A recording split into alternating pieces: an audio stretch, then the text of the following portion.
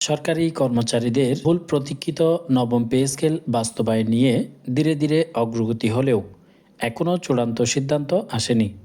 সরকার বলছে প্রস্তাবটি বর্তমানে পর্যালোচনা পর্যায়ে রয়েছে এবং প্রয়োজনীয় যাচাই বাছাই শেষে পরবর্তী পদক্ষেপ নেওয়া হবে।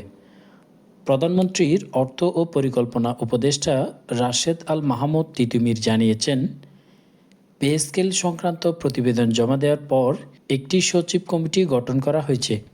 এই কমিটি প্রস্তাবের বিভিন্ন দিক বিশ্লেষণ করছেন। তাদের সুপারিশের ভিত্তিতেই চূড়ান্ত সিদ্ধান্ত নেওয়া হবে। সরকারি সূত্রে জানা যায়, নতুন পে স্কেল বাস্তবায়নের জন্য ধাপে ধাপে পরিকল্পনা করা হয়েছে।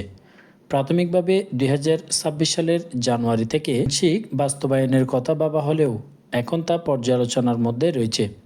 পূর্ণাঙ্গ বাস্তবায়নের লক্ষ্য ধরা হয়েছে 2026-27 অর্থ বছরের প্রথম দিন, অর্থাৎ 1 জুলাই 2026। কিছু ক্ষেত্রে জুন মাস থেকেই ধাপে ধাপে কার্যক্রম শুরুর সম্ভাবনার কথাও শোনা যাচ্ছে। নতুন পে স্কেল বাস্তবায়নে বড় অঙ্কের অর্থের প্রয়োজন হবে। আসন্ন বাজেটে এ খাতে অতিরিক্ত 22 থেকে 25 হাজার কোটি টাকা বা তারও বেশি বরাদ্দ রাখার প্রস্তুতি চলছে বলে সংশ্লিষ্টরা জানিয়েছেন। অন্যদিকে সরকারি কর্মচারীদের বিভিন্ন সংগঠন দ্রুত পে স্কেল বাস্তবায়নের দাবিতে আন্দোলন চালিয়ে যাচ্ছে। কলম বিরতি, বিক্ষোভ ও স্মারকলিপির মতো কর্মসূচি পালন করছে এবং দ্রুত দৃশ্যমান অগ্রগতি না হলে আরও কঠোর কর্মসূচির হুঁশিয়ারি দিয়েছেন। বিশ্লেষকদের মতে, নতুন পে স্কেল বাস্তবায়ন হলে প্রায় 15 থেকে 20 লাখ সরকারি কর্মচারী ও তাদের পরিবারের জীবনযাত্রার ইতিবাচক প্রভাব পড়বে।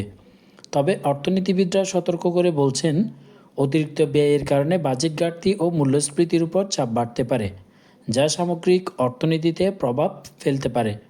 উল্লেখ্য, সুপ্রিম কোর্টও সম্প্রতি নতুন পে স্কেলের অধীনে সময়কালীন উচ্চ গ্রেড সুবিধা নিয়ে ইতিবাচক রায় দিয়েছে, যা বাস্তবায়নের পথে একটি গুরুত্বপূর্ণ দিক হিসেবে বিবেচনা করা হচ্ছে।